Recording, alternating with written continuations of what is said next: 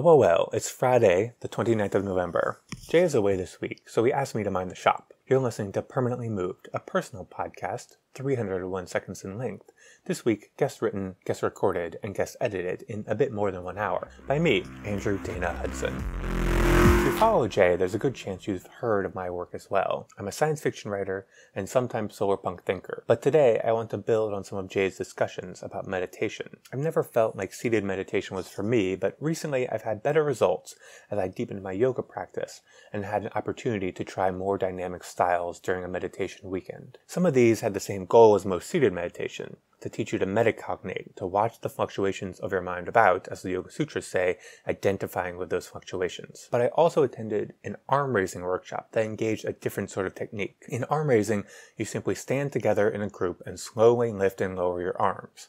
The catch is you only do it once, and it takes an entire hour. Yes, the facilitator talked us through stepping back from the pain in our shoulders and metacognating about what was happening in our minds. But she also encouraged us as a group to recall moments in our life of being happy, sad, safe, vulnerable, betrayed, or loved. Halfway through, we were all sobbing or laughing, or both. I found out later the technique came to our training by way of the notorious John McAfee. For me, the real satisfaction in arm raising was collectivizing emotion and struggle, getting and giving permission to express pain and joy, sharing those feelings with a group, and literally standing in solidarity. It made me think of the movie Midsommar, the feel-good hit of 2019, where American tourists are weirded out by a Swedish commune's collectivizing of pain and sensation through drugs, breathing, touch, and ritual.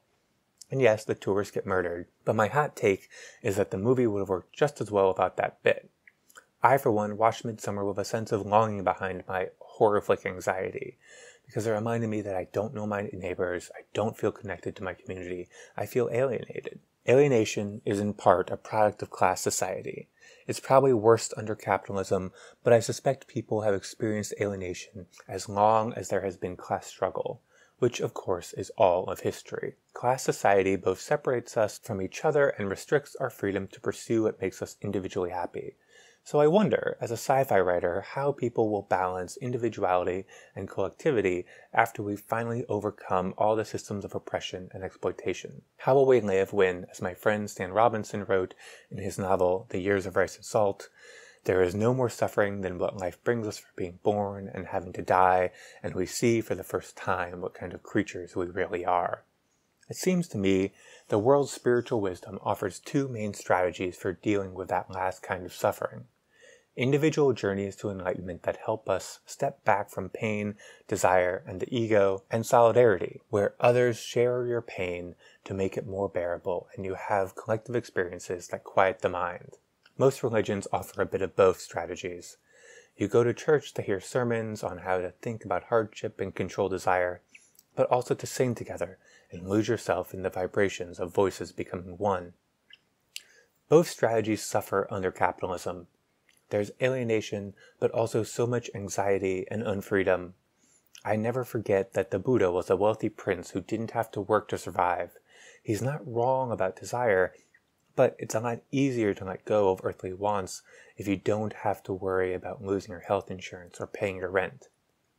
If we finally abolish class society, what would be the more effective or more popular strategy? Would more people use their economic freedom to pursue individual journeys of enlightenment?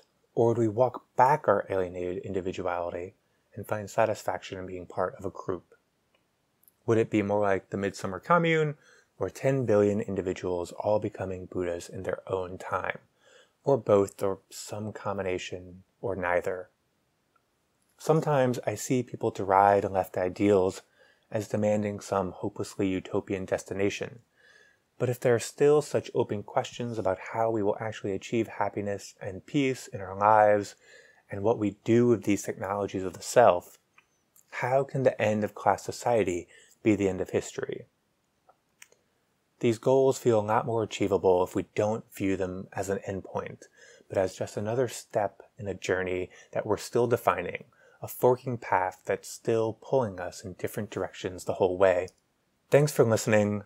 I have a new story out tomorrow in Slate about AI and religion titled A Priest, a Rabbi, and a Robot Walk into a Bar. I'd love for you to read it. find me on Twitter at Andrew D. Hudson and let me know what you think.